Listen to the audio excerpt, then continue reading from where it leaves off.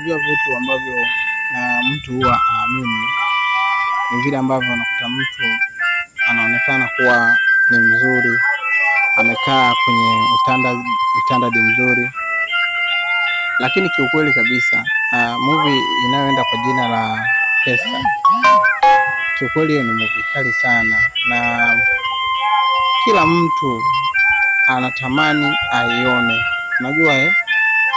Kwa hiyo kadiri movie ilivyokuwa inatembea, watu tulijua ni movie ya kawaida, lakini mwisho wa siku tulikuja kuona ni movie kubwa. Ina maana ilifunguka kwa upana, kitu ambacho hakuna mtu ambaye angejua kama ile movie itafunguka kwa upana.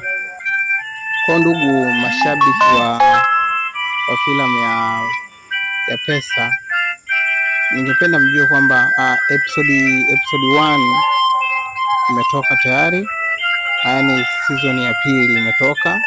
Kwa hiyo mimi nataka niseme kitu kimoja kwa wale ambao wanafuatilia hii season, kwa wale ambao wako makini kufuatilia hii season, nataka nikwambie kwamba ifuatilie, kwa sababu ni season moja ambayo haina hatari wala haina hatarishi, kwa sababu kama unavyojua ndugu mpenzi mtazamaji wa season ya Pesa, season ya Pesa ni filamu ambayo kila mtu alikuwa akiitazama, inamgusa kwa asilimia nyingi sana, na ndio maana ilibeba maudhui ya kiasili ya Kitanzania.